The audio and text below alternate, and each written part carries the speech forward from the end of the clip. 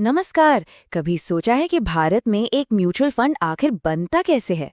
ये सिर्फ कुछ लोगों के पैसे इकट्ठा करने भर की बात नहीं है। असल में इसके पीछे एक बहुत ही सोची समझी और सुरक्षित प्रक्रिया है। तो आज हम इसी पूरी प्रक्रिया की एक एक परत को खोलकर देखने वाले हैं। तो चलिए देखते हैं कि आज का हमारा सफर कैसा रहेगा। हम शुरुआत करेंगे ये समझने से कि म्यूचुअल फंड एक फिड्यूशरी किले की तरह क्यों है। फिर हम जानेंगे कि इस किले को बनाने वाले वास्तुकार कौन हैं। इसके बाद हम देखेंगे कि सेबी से हरी झंडी कैसे मिलती है और फिर अंत में इन सब टुकड़ों को जोड़कर देखेंगे कि ये पूरी चेन निवेशकों की रक्षा कैसे करती है। सबसे पहली और सबसे जरूरी बात, म्यूचुअल फंड को सिर्फ पैसों का एक बड़ा सा गुल्लक मत समझिए। नहीं, ये एक मजबूत किला है, एक ऐसी तिजोरी जिसे खास तौर पर निवेशकों के पैसों को हर हाल में सुरक्षित रखने के लिए डिजाइन किया गया है। और आज हम यही समझेंगे कि ये मजबूत किला आखिर खड़ा कैसे होता है। देखिए, कानून की नज़रों में हर म्यूचुअल फंड एक ट्रस्ट होता है। अब इसका मतलब क्या है, आसान भाषा में समझिए। जैसे घर के असली मालिक वो लोग हैं जो उसमें रहते हैं, ना कि उसे बनाने वाला बिल्डर। बिल्कुल वैसे ही म्यूचुअल फंड में लगे पैसे के असली मालिक यूनिट होल्डर्स यानी निवेशक होते हैं, एसेट मैनेजमेंट कंपनी नहीं।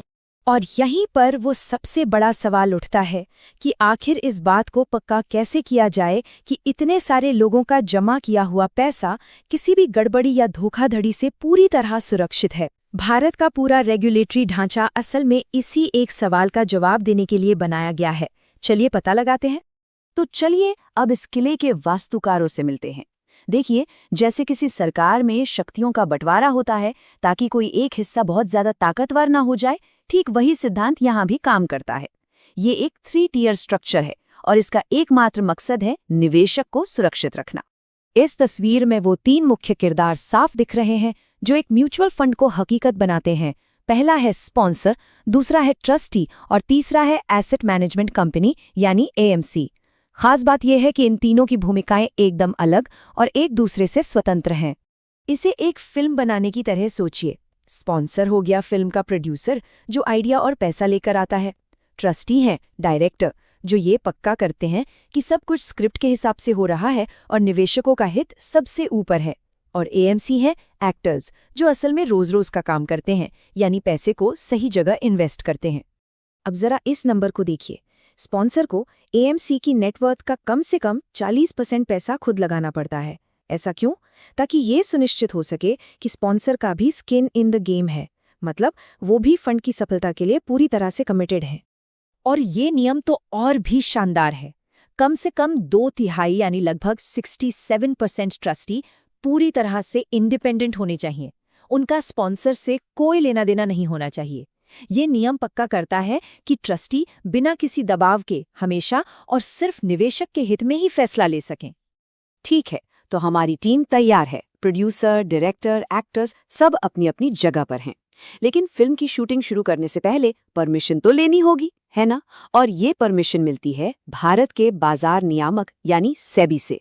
और यकीन मानिए, ये प्रक्रिया काफी सख्त होती है। ये एक पूरी यात्रा है जिसके कई पड़ाव हैं। हर कदम पर सेबी एक सख्त रेफरी की तरह खड़ा रहता है, ये पक्का करने के लिए कि हर नियम का पालन हो रहा है। वे हर एक दस्तावेज की बारीकी से जांच करते हैं ताकि आगे चलकर निवेशकों को कोई भी परेशानी न हो। सेबी ऐसे ही किसी को भी म्यूचुअल फंड शुरू करने की इजाजत नहीं देता। स्पॉन्सर के साउंड ट्रैक रिकॉर्ड की पूरी जांच होती है। इसका मतलब है कि कंपनी को कम से कम 5 साल का अनुभव होना चाहिए, पिछले 5 सालों में कभी घाटा ना हुआ हो और सबसे जरूरी, उसकी साख बिल्कुल बेदाग होनी चाहिए। अब देखिए, किसी भी बड़ी टीम की तरह एक म्यूचुअल फंड को भी एक मजबूत सपोर्ट टीम की जरूरत होती है। ये वो गुमनाम हीरो हैं जो पर्दे के पीछे रहकर ये पक्का करते हैं कि सब कुछ मक्खन की तरह चलता रहे। चलिए अब इन किरदारों से भी मिलते हैं। यहाँ 2 और बहुत जरूरी खिलाड़ी मैदान में आते हैं। पहला है कस्टोडियन। इसे आप बैंक की उस तिजोरी की तरह समझिए जहाँ फंड के सारे शेयर्स और बॉन्ड सुरक्षित रखे जाते हैं। और दूसरा है आरटीए, जो एक पर्सनल असिस्टेंट की तरह है। वो आपके सारे कागजी काम और लेन देन का ध्यान रखता है। कस्टोडियन का काम है फंड की संपत्ति पर नजर रखना।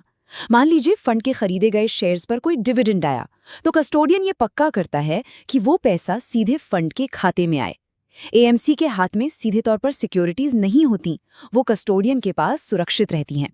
और आरटीए वो ये सुनिश्चित करता है कि निवेशकों को कोई सिरदर्द न हो, पैसा लगाना है, निकालना है या फिर अकाउंट स्टेटमेंट चाहिए, आरटीए ये सब कुछ संभालता है। इसी की वजह से निवेश करना आज इतना आसान और सुविधाजनक हो गया है। तो अब वो घड़ी आ गई है जिसका सबको इंतजार था, ग्रैंड ओपनिंग। किला बनकर तैयार है, नियम कानून तय हो चुके हैं और सुरक्षा के सारे इंतजाम भी हो गए हैं। अब समय है इस किले के दरवाजे खोलने का और आम जनता को न्यू फंड ऑफर यानी एनएफओ के जरिए निवेश के लिए बुलाने का। एनएफओ और आईपीओ, इन दोनों में अक्सर लोग कंफ्यूज हो जाते हैं। इसे सरल तरीके से समझते हैं। आईपीओ में कोई कंपनी अपने बिजनेस को चलाने के लिए आम जनता से पैसा जुटाती है, जबकि एनएफओ में एक म्यूचुअल फंड आम जनता से पैसा इकट्ठा करता है ताकि वो उस पैसे को उनकी तरफ से अलग अलग जगह इन्वेस्ट कर सके। एनएफओ की पूरी प्रक्रिया भी नियमों में बंधी होती है। सेबी के पास ड्राफ्ट जमा करने से लेकर निवेशकों को यूनिट्स अलॉट करने तक हर कदम की एक समय सीमा होती है। ये सब इसलिए ताकि निवेशकों को कोई भी फैसला लेने से पहले पूरी और सही जानकारी मिल सके। एनएफओ के दौरान एक यूनिट की कीमत आमतौर पर सिर्फ 10 रुपये रखी जाती है। इसके पीछे एक बड़ी सोच है। ये इसलिए ताकि हर तरह का निवेशक, चाहे छोटा हो या बड़ा, आसानी से निवेश की दुनिया में अपना पहला कदम रख सके। ये निवेश को सबके लिए सुलभ बनाता है। तो जब हम इन सभी अलग अलग हिस्सों को एक साथ जोड़कर देखते हैं तो हमारे सामने क्या तस्वीर उभरती है? ये एक ऐसी मजबूत चेन है जिसे सिर्फ और सिर्फ एक मकसद के लिए बनाया गया है, और वो है आपके पैसे की सुरक्षा। Sponsor, trustee, AMC, custodian, RTA और इन सब के ऊपर सेबी, ये सभी मिलकर एक मजबूत फिड्यूशरी शील्ड यानी एक सुरक्षा कवच बनाते हैं। ये सुरक्षा की एक बहुस्तरीय प्रणाली है जहां हर कोई एक दूसरे पर नजर रखता है ताकि निवेशक का पैसा हमेशा सही और सुरक्षित हाथों में रहे। आखिर में हर नियम, हर किरदार और हर प्रक्रिया का एक ही लक्ष्य है, पूरी पारदर्शिता बनाए रखना और ये सुनिश्चित करना कि निवेशक का हित हमेशा हर हाल में सबसे ऊपर रहे। दिन के अंत में ये सब कुछ निवेशक के भरोसे के बारे में ही है। लेकिन ये कहानी हमें एक बहुत ही दिलचस्प सवाल पर लाकर छोड़ देती है। भविष्य में जब ब्लॉकचेन और एआई जैसी नई टेक्नोलॉजी आएंगी तो भरोसे की ये सदियों पुरानी संरचना कैसे बदलेगी? क्या ये टेक्नोलॉजी इस किले को और भी ज्यादा मजबूत और पारदर्शी बना सकती है? भविष्य क्या लेकर आता है, ये देखना वाकई में रोमांचक होगा।